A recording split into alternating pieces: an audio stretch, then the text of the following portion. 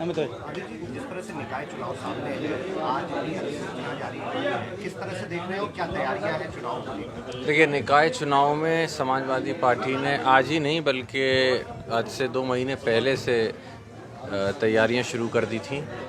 समय चुनाव के निर्वाचन में जो देरी हुई उसकी वजह से चुनाव टला, लेकिन समाजवादी पार्टी की तरफ से सारी तैयारियां हैं, चाहे इटावा हो या आसपास के अन्य जिले हो। पूरे उत्तर प्रदेश के अंदर काफ़ी लोगों ने आवेदन किया है और हमारा ये मानना है कि बड़ी जीत इन निकाय चुनाव में समाजवादी पार्टी की होने वाली है, जो कि भारतीय जनता पार्टी से खासा नाराज इस समय उत्तर प्रदेश की जनता दिखाई देती है।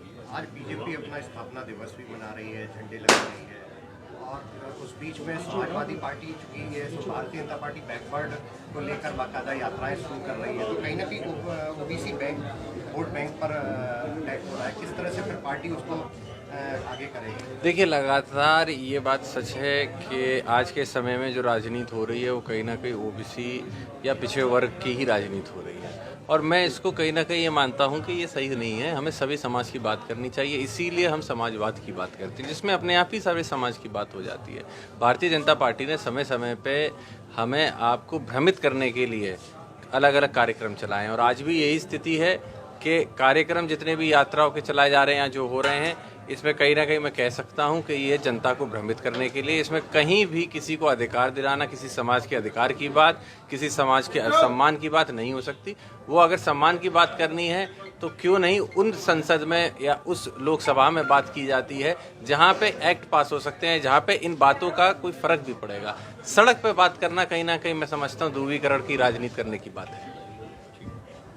उनको इसके लिए चयनित किया। देखिए, सरकार ने निर्णय लिया, ये सरकार की मंशा थी या सरकार का निर्णय था, कब उन्हें देना चाहिए था। हमारा ये मानना है कि कोई भी अवार्ड नेताजी को दिया जाए, नेताजी के द्वारा किए गए कार्य किसी भी एक समाज के लिए नहीं है, पूर्ण सभी समाज के लिए कार्य किया गया।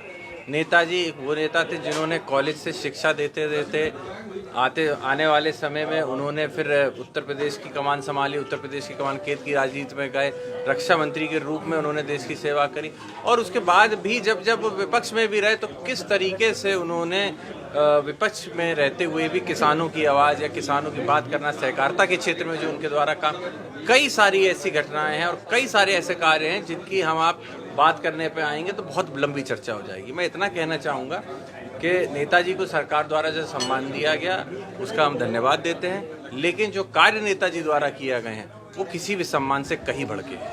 पद्म विभूषण मिलने के बाद कार्यकर्ता मांग करने लगे भारत रत्न, तो आप क्या कहना चाहते हैं? देखिए, ये फिर मैं यही कहूँगा कि सरकार का निर्णय है, सरकार अपना निर्णय लेगी। हमारा इतना मानना है कि निश्चित ही नेताजी को पद्म विभूषण जो क्या कहते हैं मिला है, उसके लिए हम उनका धन्यवाद देते हैं। और भारत रत्न की बात है तो ये मांग भी कहीं गलत नहीं है, क्योंकि उन्होंने सभी समाज के लिए काम किया है। आज के समय में नेताजी, आज भी नेताजी हमारे बीच नहीं है, लेकिन जितना काम नेताजी द्वारा किया गया, जो उनका जीवन रहा है, इतना बड़ा राजनीतिक जीवन किसी भी नेता का नहीं रहा है। तो मैं समझता हूँ निश्चित ही आने वाले समय में सरकार को सोचना चाहिए।